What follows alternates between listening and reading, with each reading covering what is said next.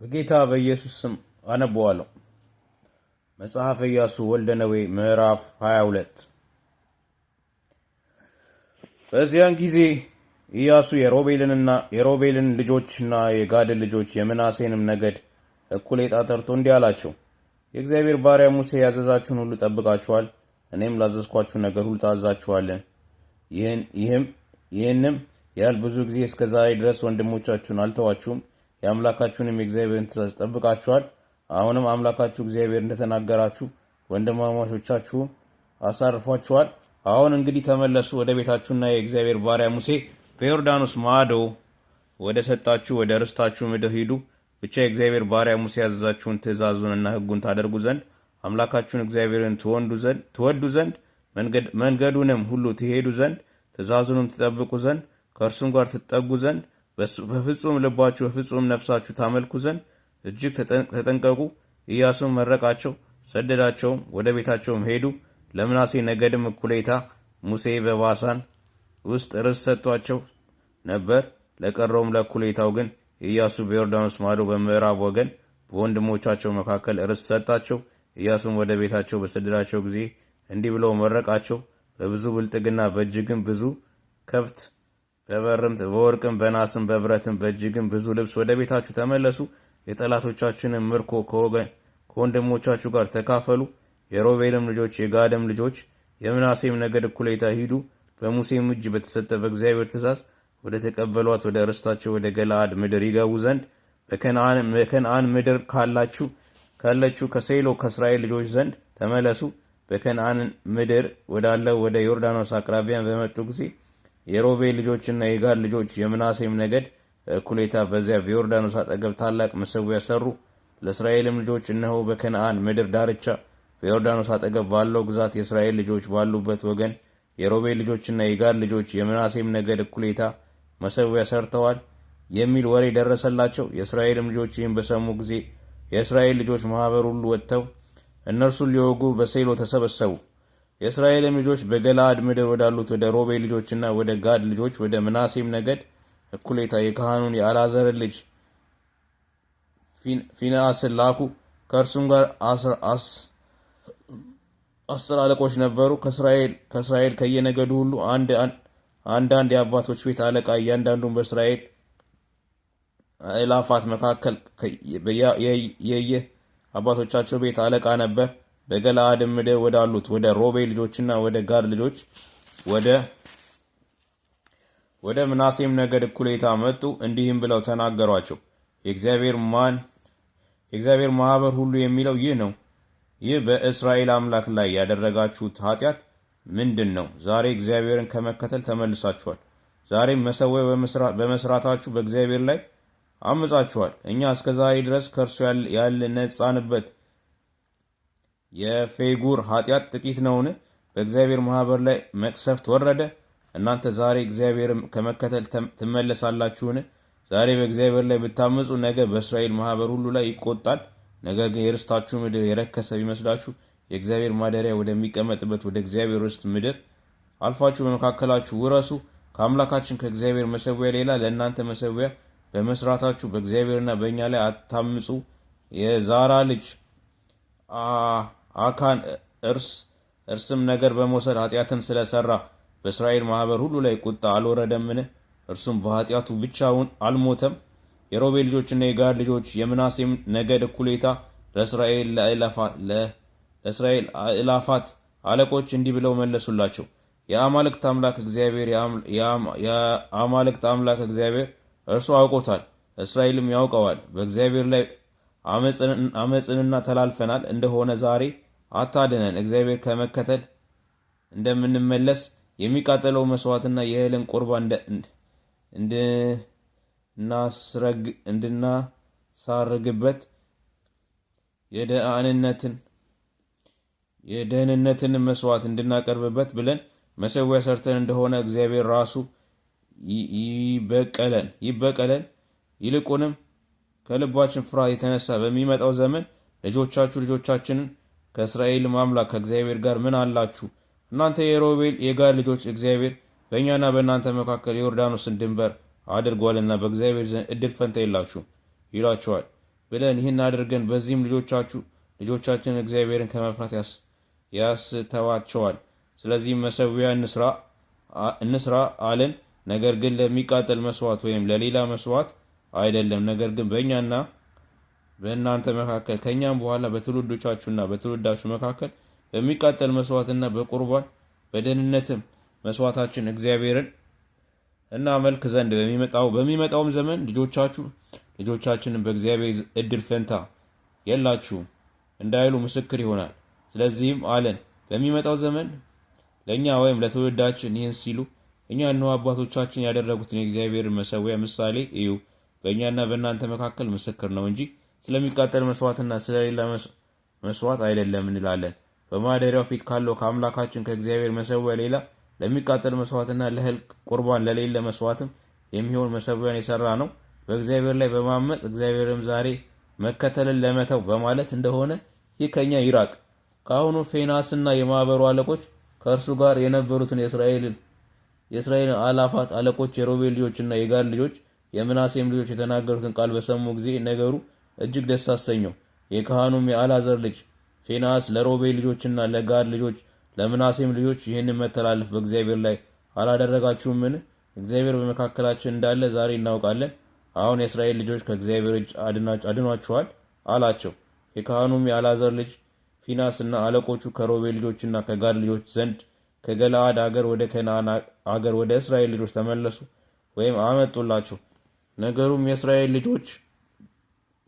ልጆች ደስ አሰኘ። የእስራኤልም ልጆች እግዚአብሔርን አመሰገኑ። ከዚያም ወዲያ የሮቤል ልጆችና የጋድ ልጆች የተቀመጡባትን ምድር ያጠፉ ዘንድ ወጥተው እንዲወጓቸው አልተናገሩም። የሮቤል ልጆችና የጋድ ልጆች እግዚአብሔር አምላክ እንደሆን ይህ በመካከላችን ምስክር ነው ሲሉ መሠዊያውን ምስክር ብለው ጠሩት።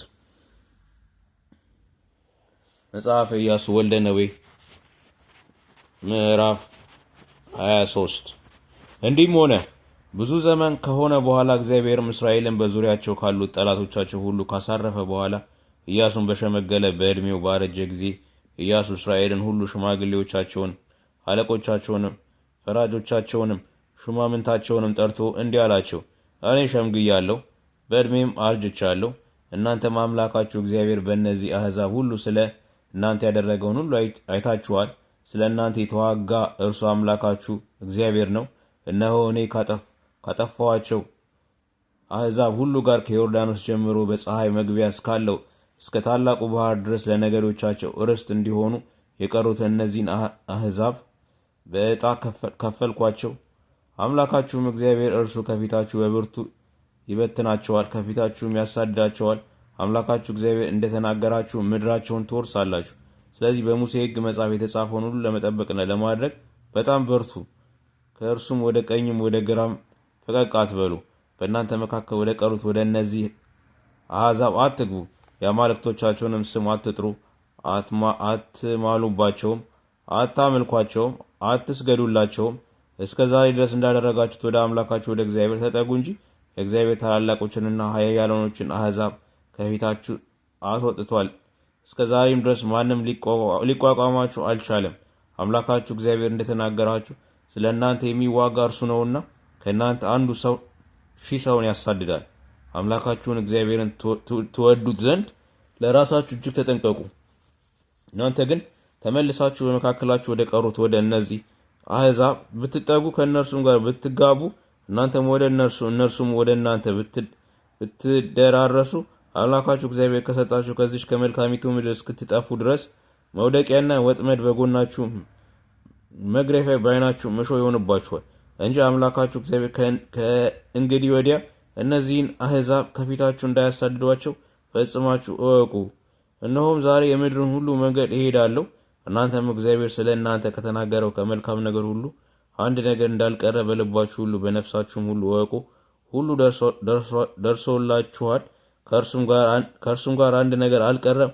አምላካችሁ እግዚአብሔር የተናገረው መልካም ነገር ሁሉ እንደደረሰላችሁ አምላካችሁ እግዚአብሔር ከሰጣችሁ ከዚች ከመልካሚቱ ምድር እናንተን እስኪያጠፋችሁ ድረስ እግዚአብሔር እንዲሁ ክፉን ነገር ሁሉ ያመጣባችኋል። አምላካችሁ እግዚአብሔር ያዘዛችሁን ቃል ኪዳን ስታፈርሱ ሄዳችሁም ሌሎችን አማልክት ስታመልኩ ስትሰግዱላቸውም በዚያን ጊዜ የእግዚአብሔር ቁጣ ይነድባችኋል። ከሰጣችሁም ከመልካሚቱ ምድር ፈጥናችሁ ትጠፋላችሁ። መጽሐፈ ኢያሱ ወልደ ነዌ ምዕራፍ 24። ኢያሱም የእስራኤልን ነገድ ሁሉ ወደ ሴኬም ሰበሰበ። የእስራኤልም ሽማግሌዎች አለቆቻቸውንም ፈራጆቻቸውንም ሹማምንቶቻቸውንም ጠራ። እነርሱም በእግዚአብሔር ፊት ቆሙ።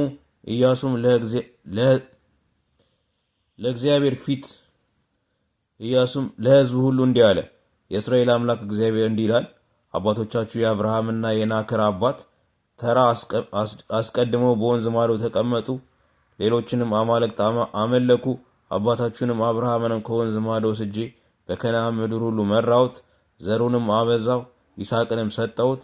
ለይስሐቅም ያዕቆብንና ኤሳውን ሰጠሁት። ለኤሳውም የሴይርን ተራራ ርስት አድርጌ ሰጠሁት። ያዕቆብም ልጆችም ወደ ግብፅ ወረዱ፣ ሙሴንና አሮንንም ላኩ። በመካከላቸውም እንዳደረጉ ግብፅን ቀጸፉ። ከዚያም በኋላ አወጣኋቸው፣ አባቶቻቸውንም ከግብፅ አወጧቸው።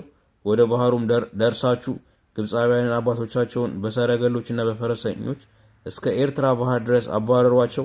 ወደ እግዚአብሔር በጮኹ ጊዜ በእናንተና በግብፃውያን መካከል ጨለማ አደረገ። ባህሩንም መለሰባቸው፣ አሰጠማቸውም። ዓይኖቻቸውም በግብፅ ያደረጉትን አዩ። በምድረ በዳም ብዙ ጊዜ ተቀመጣችሁ። እኔም በዮርዳኖስ ማዶ ወደ ተቀመጥኩበት ወደ አሞራውያን ምድር አመጣኋችሁ። ከእናንተም ጋር ተዋጉ፣ አሳልፌም በእጃችሁ ሰጠኋችሁ። ምድራቸውንም ወረሳችሁ፣ ከፊታችሁም አጠፋችኋቸው። የሞዓብም ንጉሥ የሴፎር ልጅ ባላቅ ተነስቶ ከእስራኤል ጋር ተዋጋ።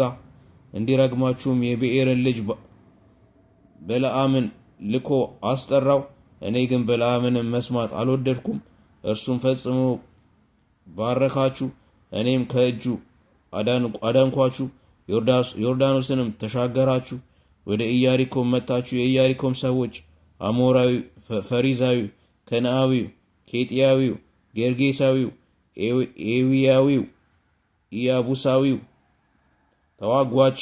ተዋጓችሁ። አሳልፌም በእጃችሁ ሰጠኋችሁ።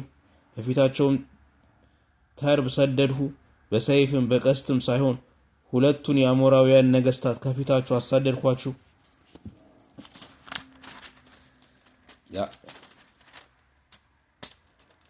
ያልደከማችሁበትንም ምድር ያልሰራችሁትንም ከተሞች ሰጠኋችሁ።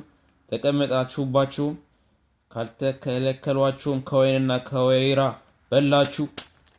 አሁንም እግዚአብሔርን ፍሩ፣ በፍጹም በእውነተኛም ልብ አምልኩት። አባቶቻችሁንም በወንዝ ማዶ በግብፅም ውስጥ ያመለኳቸውን አማልክት ከእናንተ አርቁ፣ እግዚአብሔርንም አምልኩ። እግዚአብሔርንም ማምለክ ክፉ መስሎ ቢታያችሁ አባቶቻችሁ በወንዝ ማዶ ሳሉ ያመለኳቸውን አማልክት ወይም በምድራቸው ያላችሁባቸውን የአሞራውያን አማልክት ታመልኩ እንደሆነ የምታመልኩትን ዛሬ ምረጡ። እኔና ቤቴ ግን እግዚአብሔርን እናመልካለን። ሕዝቡ መልሰው እንዲህ አሉ፣ እግዚአብሔርን ትተን ሌሎች አማልክት ማምለክ ከእኛ ይራቅ። እኛንና አባቶቻችንን ከባርነት ቤት ከግብፅ ምድር ያወጣን በዓይናችንን ፊት እነዚያን ታላላቅ ተአምራት ያደረገ በሄድንበት መንገድ ሁሉ ባለፍንባቸው አሕዛብ ሁሉ መካከል የጠበቀን እርሱ አምላካችን እግዚአብሔር ነው እና እግዚአብሔር አሕዛብን ሁሉ በምድሪቱም የተቀመጡትን አሞራውያን ከፊታችን አሳደደ። ስለዚህ እርሱ አምላካችን ነውና እግዚአብሔር እናመልካለን። ኢያሱም ሕዝቡን እርሱ ቅዱስ አምላክ ነውና እርሱም ቀናተኛ አምላክ ነውና እግዚአብሔርን ማምለክ አትችሉም፣ መተላለፋችሁና ኃጢአታችሁን ይቅር አይልም። እግዚአብሔርን ትታችሁ እንግዶችን አማልክት ብታመልኩ መልካም ካደረገላችሁ በኋላ ተመልሶ ክፉ ነገር ያደርግባችኋል፣ ያጠፋችሁማል አላቸው። ሕዝቡም ኢያሱን እንዲህ አይሁን፣ ነገር ግን እግዚአብሔር እናመልካለን አሉት። ኢያሱም ሕዝቡን እንድታመልኩት እና እናንተ እግዚአብሔር እንደመረጣችሁ በራሳችሁ ላይ ምስክሮች ናችሁ አላቸው። እነርሱም ምስክሮች ነን አሉ። እነርሱም አሁን እንግዲህ በመካከላችሁ ያሉትን እንግዶች አማልክት አርቁ፣ ልባችሁንም ወደ እስራኤል አምላክ ወደ እግዚአብሔር አዘንብሉ አላቸው። ሕዝቡንም ኢያሱን አምላካችን እግዚአብሔር እናመልካለን፣ ድምፁንም እንሰማለን አሉት። በዚያን ቀን ኢያሱ ከሕዝቡ ጋር ቃል ኪዳን አደረገ፣ በሰኬምም ሥርዓት ፍርድ አደረገላቸው። ኢያሱም ይህን ቃል ሁሉ በእግዚአብሔር ሕግ መጽሐፍ ጻፈ። ታላቁንም ድንጋይ ወስዶ በእግዚአብሔር መቅደስ አጠገብ ከነበረችው ከአድባሩ ዛፍ በታች አቆመው። ኢያሱም ለሕዝቡ እነሆ የተናገረንን የእግዚአብሔርን ቃል ሁሉ ሰምቷልና ይህ ድንጋይ ይመሰክርብናል። እንግዲህ አምላካችሁን እንዳትክዱ ይህ ምስክር ይሆንባችኋል አላቸው። ኢያሱም ሕዝቡን በእያንዳንዱ ወደ ርስቱ ሰደደ። እንዲህም ሆነ ከዚህ ነገር በኋላ የእግዚአብሔር ባሪያ የኔዌ ልጅ ኢያሱ ዕድሜው 110 ዓመት ሲሆነው ሞተ። በተራራው በኤፍሬም ሀገር በገዓስ ተራራ በሰሜን ባለችው በርስቱ ዳርቻ በተምናሴር ቀበሩት። ኢያሱ ባለበት ዘመን ሁሉ ከኢያሱም በኋላ በነበሩት ለእስራኤል ያደረገውን የእግዚአብሔርን ሥራ ሁሉ ባወቁት በሽማግሌዎች ዘመን ሁሉ እስራኤል እግዚአብሔርን አመለኩ። የእስራኤልም ልጆች ከግብፅ ያወጡትን የዮሴፍን አጥንት የያዕቆብ ከሴኬም አባት ከኤሞር ልጆች በመቶ በግ በገዛው እርሻ በሴኬም ቀበሩት። እርሻውም ለዮሴፍ ልጆች ርስት ሆነ። የአሮንም ልጅ አልዓዛር ሞተ። በተራራውም በኤፍሬም ሀገር ለልጁ ለፊንዓስ በተሰጠችው በጌብዓ መሬት ቀበሩት። እናመሰግናለን።